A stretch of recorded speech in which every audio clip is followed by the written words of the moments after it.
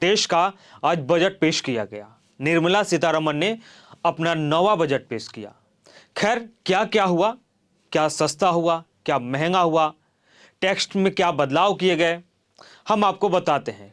TCS और TDS दरों में कटौती की गई, यानी घूमने जाने वालों के लिए और अपने बच्चे को विदेश पढ़ाने वाले अभिभावकों को राहत दे दी गई।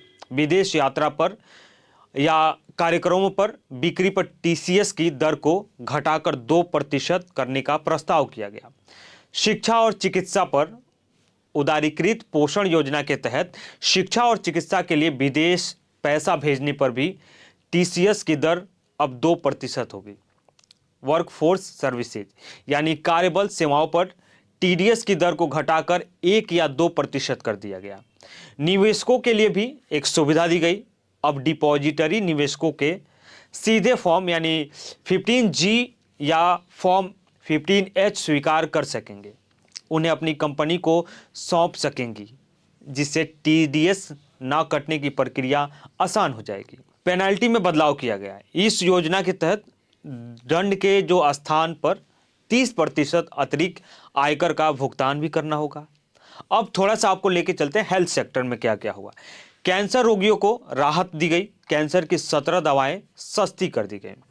मानसिक स्वास्थ्य और अन्य सुधार किए गए, यानी उत्तर भारत में NIMHNS2 एक नया राष्ट्रीय मानसिक स्वास्थ्य स्थापना किया गया।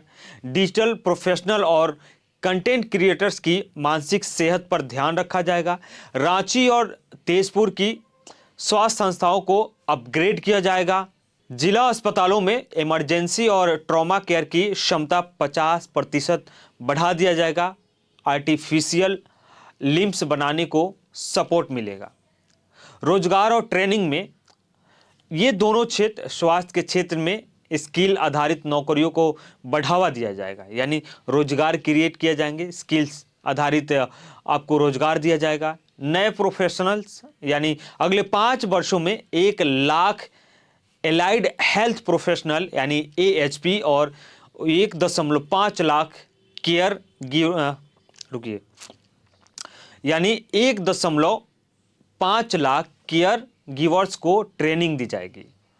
संस्थानों को अपग्रेड किया जाएगा, यानी रेडियोलॉजी हो गया या अन्य जैसी खास विषयों की पढ़ाई कराने वाले संस्थानों को बेहतर किया जाएगा। रीजनल मेडिकल हब खोले जाएंगे। देश में 5 क्षेत्रीय हब बनाए जाएंगे, जिससे प्राइवेट सेक्टर की भी भागीदारी होगी।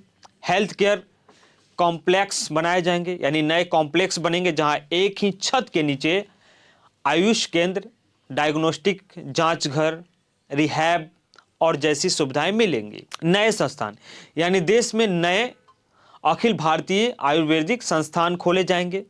प्राचीन पद्धति पर जोर दिया जाएगा, यानी योगा के माध्यम से, और आयुर्वेद दुनिया और देश दुनिया में भी इसको अधिक बढ़ाने पर भी जोर दिया जाएगा। बड़ा निवेश यानी बायोफार्मा शक्ति पहल के तहत अगले 5 वर्षों में 10,000 करोड़ रुपए का निवेश किया जाएगा। ग्लोबल हब यानी भारत को दुनिया की मैन्युफैक्चरिंग का हब बनाया जाएगा, यानी नंबर 1 पर लाने की कोशिश रहेगी।